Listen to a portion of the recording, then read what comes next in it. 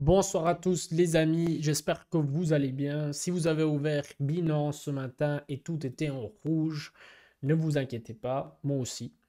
Et on va essayer de comprendre un petit peu ce qui se passe et voilà, de le comprendre ensemble, quoi. Je vais faire un résumé de toutes les nouvelles que j'ai trouvées et ensuite on va faire une analyse du graphique pour, voilà, pour comprendre un petit peu où on en est. Première chose, c'est que, attendez juste un instant. euh, donc, je vais vous partager l'écran et on va commencer par ici. Donc, qu'est-ce qui s'est passé? Effondrement du Bitcoin et des crypto-monnaies. Qu'est-ce qui s'est passé? Le Bitcoin et les crypto-monnaies ont connu une nuit mouvementée avec des baisses allant jusqu'au 10% en quelques heures. Voici ce qui s'est passé et à quoi s'attendre maintenant. Voilà, hier soir, une série de mauvaises nouvelles combinées à l'attaque et la rupture d'un support clé qui n'a pas tenu ont déclenché une vente massive, ramenant le prix du Bitcoin au niveau de janvier, perdant également les 20 000 dollars. Le soutien clé perdu était la zone autour des 21 500, qui devient maintenant la base d'un top local qui va ralentir davantage toute reprise de manière significative. Voilà, en gros, donc première mauvaise nouvelle, c'est les crises des banques. Après Silvergate vient la Silicon Valley Bank. Silvergate a été victime d'une bank run, qui est en fait quand tu n'as plus de liquidité, et ces derniers jours, principalement déclenchée par des allégations que le gouvernement américain a portées contre pour mauvaise conformité. Cela a contraint la banque à vendre ses actifs, donc a obligé la banque à vendre leurs actifs pour couvrir les liquidités nécessaires pour faire face au retrait massif. Ils ont dû vendre donc leurs assets et une grande partie était investie dans des obligations américaines, une pratique courante des banques pour lever des fonds. Comme on dit, ce sont les actifs les plus sûrs du monde, n'est-ce pas? Sauf que je vous explique en gros comment ça fonctionne des obligations.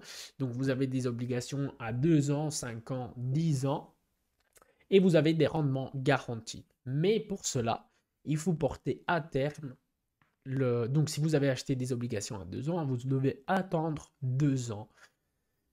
Et en entre-temps, le prix des obligations, il fluctue comme des actions en fait. Et ça se peut que si les taux d'intérêt augmentent, les obligations descendent. Et donc comme la banque a été obligée de vendre avant voilà, le terme de l'obligation, ont dû vendre en perte, et, en réalisant une perte catastrophique et voilà, qui les force à la faillite. Donc une chose assez similaire comme on a vu en 2022 avec la CFI, donc chez Celsius, Voyageur et tout ça. Et cela a un impact sur le marché de la cryptographie car de nombreuses entreprises du secteur ont utilisé les services de Silvergate et beaucoup ont disposé la Silicon Valley Bank. Nous suivrons de près l'évolution de cette situation, donc si on a des nouvelles, on va les apporter. Attaque politique coordonnée contre les cryptos.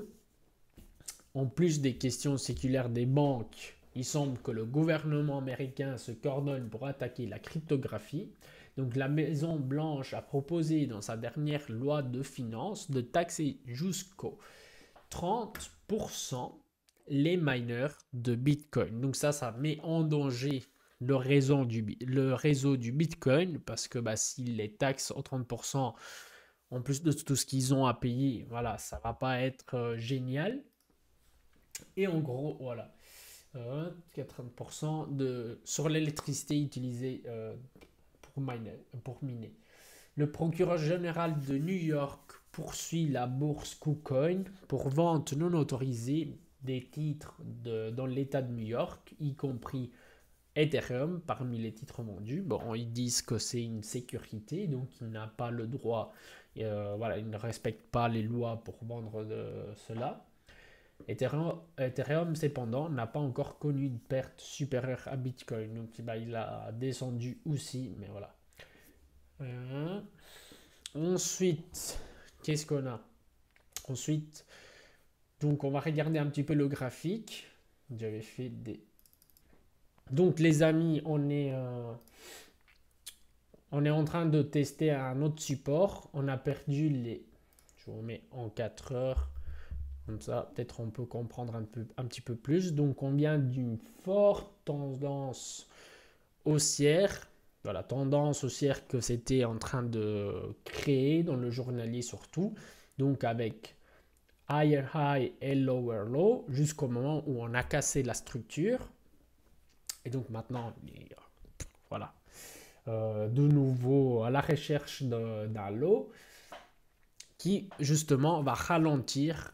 Donc on va pas repartir et atteindre de nouveau les 25 000. À mon avis, on va latéraliser un petit peu et encore en espérant que tout va bien parce que je vais vous montrer. Donc on a cassé le support ici et le support ici. Et ça, c'est le dernier avant de tomber en dessous des 18 000, oui, 17 000, 16 000, 17 000, un truc comme ça. Donc, celui-là, normalement, je dis normalement parce qu'on ne sait jamais ici. Normalement, c'est un gros support. On va le voir ici. Donc, support, support, support, ici, ici, ici, zone de liquidité. Donc là, on est en train de le retester. Espérons que tout va bien. Et voilà, sinon, en fait, il n'y a pas... J'aimerais bien vous dire, voilà, ça va monter ou ça va descendre, mais je ne le sais pas. Je ne sais pas. Je peux voir qu'il y a beaucoup de force dans le marché pour l'instant à 4 heures. Et donc, voilà. Si on latéralise et qu'on reprend petit à petit les supports, ce serait magnifique. Mais bon, c'est comme jouer au loto. Un petit peu comme jouer au loto. Autre chose qui pourrait nous aider, mais je ne pense pas, c'est les données macroéconomiques. Donc, on va le regarder ensemble. Calendrier économique. Donc, aujourd'hui, on a eu les créations d'emplois dans le secteur non agricole.